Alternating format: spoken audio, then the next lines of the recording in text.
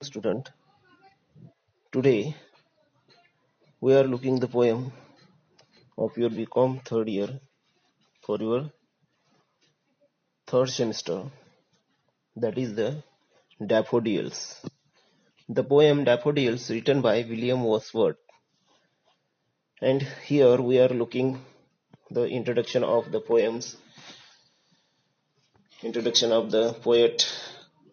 poem and all about the poem in this video.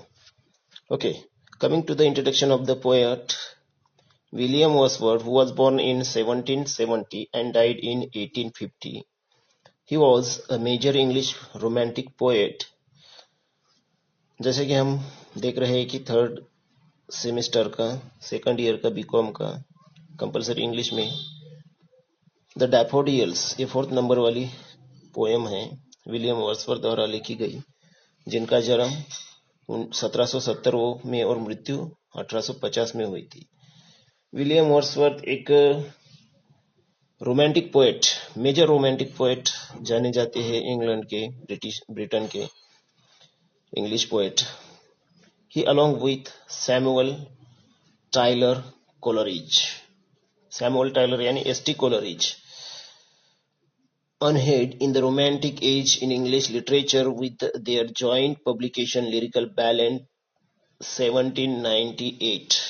देखो तो William Wordsworth और ST Coleridge ने जो कुछ भी जॉइंट पब्लिकेशन किया था लिरिकल बैलेट्स, इससे रोमांटिसिज्म का स्टार्ट होता है। इससे इंग्लिश लिटरेचर में रोमांटिक एज स्टार्ट होता है, जो 1898 में लिखा गया था, पब्लिश किया गया था। सो born in the Lake District of Northern England, जिनका जन्म लेक डिस्ट्रिक्ट में हुआ है नॉर्थर्न इंग्लैंड के। he was a true worshipper of nature and what distinguishes him from other poets in his brief and nature is not merely a physical phenomenon but a living entry. Okay, Wordsworth considered nature to be the best teacher of wisdom. Nature is the best teacher of wisdom. निसर्ग ही हमारा सच्चा गुरु है, ऐसा इन्होंने कहा है। Okay, so truth and the reality of things is a semi autobiographical work. The Prelude is considered by many as a crowning achievements of romanticism in the English literature. तो उनका एक जो सेमी ऑटोबायोग्राफिकल जो है आत्मचरित्र उसका उनका जो है द प्रिलूड नाम का, उसमें achievement of romanticism in English literature कहलाता है वो। So he became England Poet Laureate in 1843, a role he held until his death in 1850. Okay, poetic laureate उनको 1843 में माना गया और वहां से लेकर यही ऑनर उनको उनके डेथ तक 1850 तक रहा है। Okay, his other notable work include the lines written about Tintern Abbey 1798 and Imitations of Immortality 1806, Imitation of Immortality and the Exhortation 1840। ये इनके कुछ जाने माने राइटिंग्स हैं, जिनसे इनकी एक अलग ही पहचान रोमांटिसिज्म में, द पायोनियर ऑफ रोमांटिसिज्म भी इनको कहा जाता है। इनसे इनके बदौलत ही इंग्लिश लिटरेचर में रोमांटिसिज्म आया है। इनको रोमांटिसिज्म का उद्गाता भी कहते हैं। सो क्या कहते हैं नेचर से रिलेटेड ये जो पोएम हमारे सिलेबस में है, क्योंकि नेचर लवर ही कहा जाता है विलियम वर्ड्सवर्थ जी को। और देखते हैं डैफोडिल्स क्या है। Okay, William Wordsworth wrote daffodils on a stormy day in spring. Okay, stormy day in spring day में उन्होंने डैफोडिल्स नाम की पोएम्स लिखी है थी। While walking along with sister Durti near Woolswater lake in England. Ullswater lake नाम का England में एक लेक है, सरोवर है जिनके जहाँ पे वो घूम रहे थे, किसके साथ, खुद के उनकी सिस्टर है धूर्ति नाम की, उनके साथ वहां पे वो घूम रहे थे, वॉकिंग कर रहे थे, तभी उनको जो डैफोडिल्स दिखाई दिए वहां पे, तो उसके ऊपर उन्होंने ये पोएम लिख डाली है। Okay, as the poet is the host of golden daffodils, देखो इनको वहां पे गोल्डन डैफोडिल्स वहां पे दिखाई देते हैं। It's triggers joy in him which he described in the first three stanzas. The poem shows the common the poet has with the ordinary object of nature as he personifies daffodils which are fluttering and dancing in the breeze. देखो यहाँ पे इन्होंने personification use किया है, figure of speech. Okay, तो इनके क्योंकि personification में क्या होता है, अनलिविंग थिंग्स या फिर कोई जो थिंग्स है वो किस तरह से, जिस तरह से कोई लिविंग थिंग्स यानी एनिमल थिंग्स की तरह बिहेव करते हैं, ऐसा बताते हैं पर्सोनिफिकेशन में। यही फिगर ऑफ स्पीच यहाँ पे उन्होंने डैफोडिल्स के प्रति यूज किया है। Fluttering and dancing in the bridge, यानी हवा के झोंके के साथ वो क्या कर रहे हैं, फ्लटरिंग एंड डांसिंग कर रहे हैं daffodils. Tossing their heads in sprightly dance, the poet revolves in the fourth stanza with wealth the sight brought to him when he says that his heart fills with pleasure। देखो, तो fourth stanza में उन्होंने कहा है कि उनको सबसे बड़ी वेल्थ कहाँ मिली है, साइट ब्रॉट टू हिम, वो साइट उनको जब मिली, जैसे कोई खजाना मिलता है उसी तरह से वो साइट उनको मिली है डैफोडिल्स वाली। when he says that his heart fills with pleasure, तो तभी उन्होंने क्या कहा है कि मेरा हार्ट किससे भरा है, प्लेजर से भरा है। And the dances with the daffodils when they flush upon the inward eyes with which is the bliss of solitude। okay, that should be the poetic view।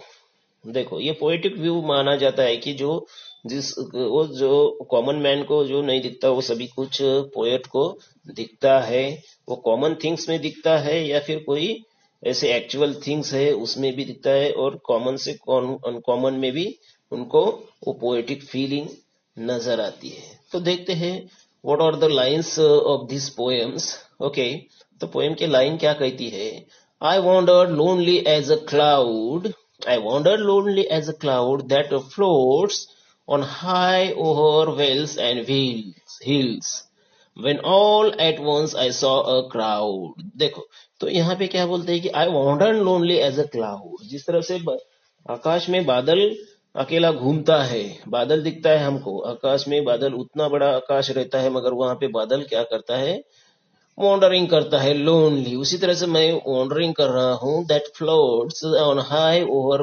Wales and hills when all at once I saw a crowd. देखो, तो generally hills में, values में, vales में, wheels में जब जब floatings होती है, देन तो when all at once I saw a crowds, इस तरह से उनका कहना है।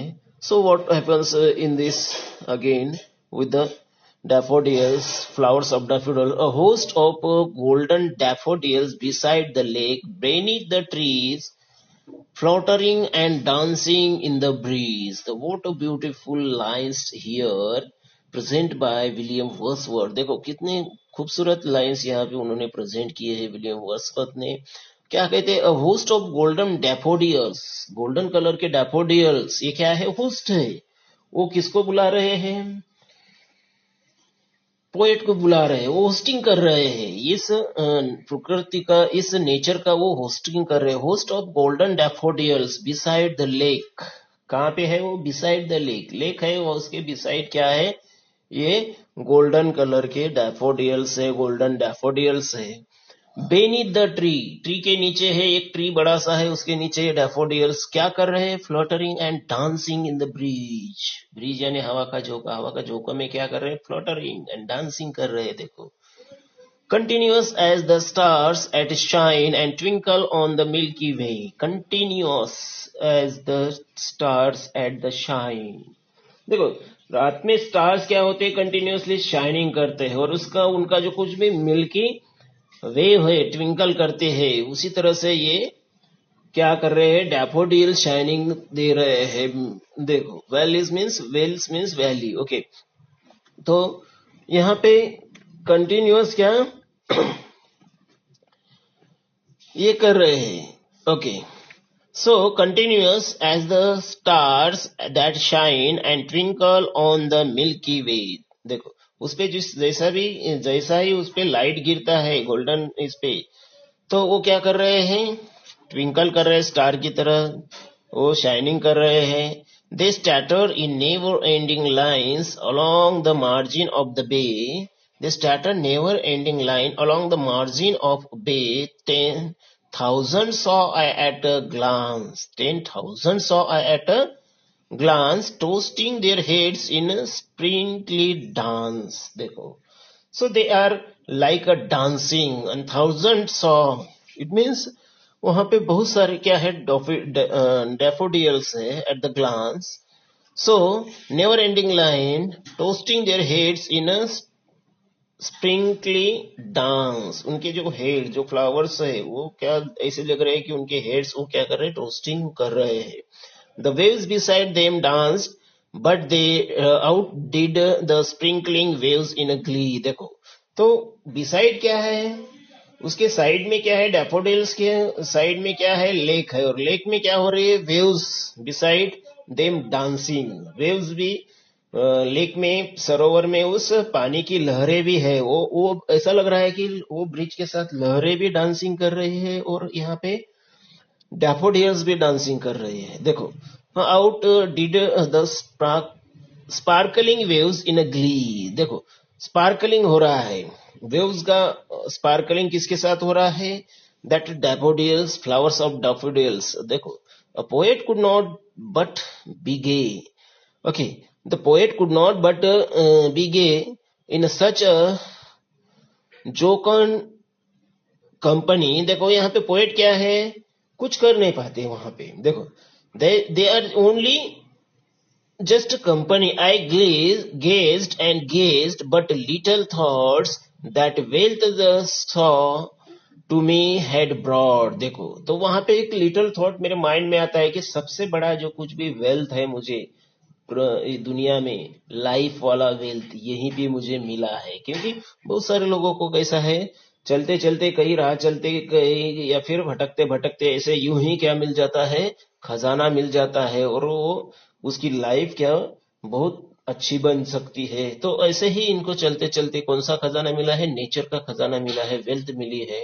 For opt when on my coach I lie, I vacant or I a pensive mood, my flesh upon that inward eyes, which is the bliss of solitude। देखो, अभी क्या है, इनकी पूरी जो कुछ भी ताकत कहाँ पे आई है, आईज में आई है। क्यों, क्योंकि इनके आईज वो आगे का नजारा देखते हुए धन्य हुई है।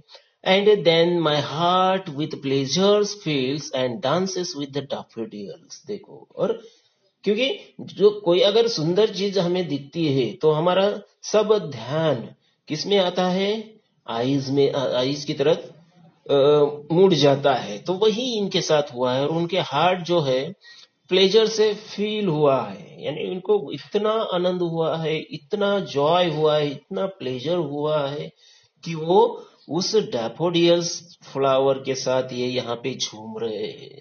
So what a beautiful ideas and what a picture he does seen in his life। Okay, that is the wealthy picture, and it never pleasure by the other things। Okay, तो इस तरह से डैफोडिल्स का इन्होंने अपने poem में William Wordsworth द्वारा explanation हुआ है। So that are the beautiful daffodils by the William Wordsworth. Thank you very much.